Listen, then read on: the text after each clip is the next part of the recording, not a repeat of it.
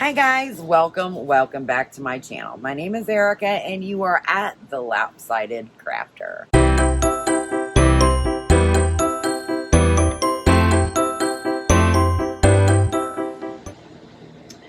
I've got an Amazon haul for you today, fiber related, of course. So we're going to unbox it at the same time. I have just opened it. I have not pulled anything out. So let's see what I got. Alrighty. So I picked up two of these. They are called Knit Blockers Pin and Kit Set. They did have a good review. Let's go ahead and open them. Sorry about the crinkling, because I wanted this to be a live opening, right? So each box comes with 13 8-inch pins, 12 4-inch pins, 100 T-pins, and a tape measure. So this is what it looks like when you open it up. And these are the blocking pins, okay? I went ahead and got two sets. So that way I would have enough to block the sweater that I'm getting ready to do. Because it is Crochet Fair Isle, you have to aggressively block it. Especially the yoke, so it'll lay flat.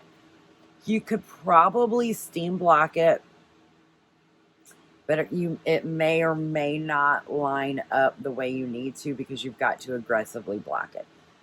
So, like I said, I did pick up two of these. And I had some knitting mats, but I needed some more. I picked these up as well. And it comes with this cute little bag. Now, I want to say these were $25. I'm not 100% sure. Which is about the going rate of knitting mats. Knitting mats are not cheap. Not at all. So here's the bag. And it has this cute little pocket over here on the side. Oh, and it's got something in it. Let's see what's in it. Let's see what's in it.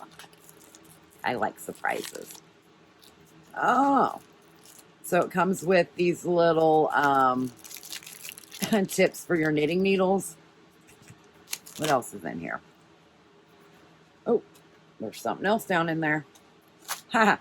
More T-pins. But that's a good place to keep those, so I'm going to pop them right back in that pocket. The reviews on Amazon for this, and I will link both of these below. The reviews from Amazon on these, they were mixed. But, you know, I really think there's mixed reviews on practically everything anymore. And sometimes you have to read those reviews with a grain of salt. What worked for one person may not work for the other. I don't block that often, major projects. So, I mean, you know, they do have a few flaws on them. Like right there's one. This one has a little bit of a bigger one right up here. One person complained that they weren't self-healing, which, I mean, they are pretty thick foam.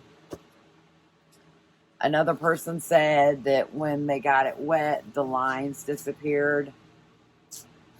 I mean, I'm going to have to make that judgment myself when I truly first use them. But I don't, like I said, I don't aggressively block that often.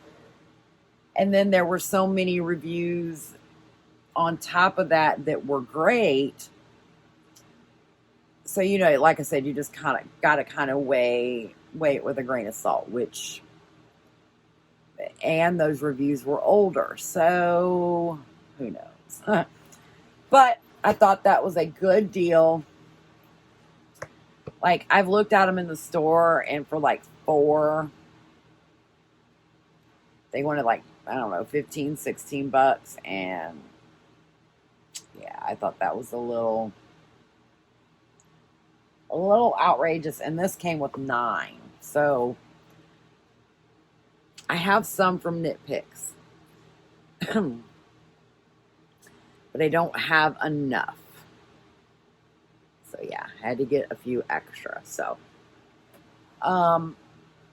and then Knit Picks also has their own version of these. These had excellent reviews on Amazon. I've never used this type of blocking pin before,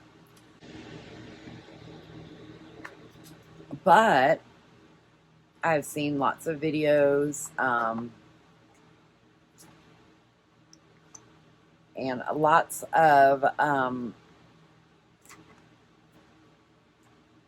well-known designers in the industry use this type of blocking pin. They use the T-pins as well, but they like those, I don't know what they call them, knit blockers. So anyway, that is what I got from Amazon. It was a small haul, but it was fiber related. Anyway, thanks for watching, guys. And until next time, happy knitting, happy crocheting, happy looming, and have a great day. Bye.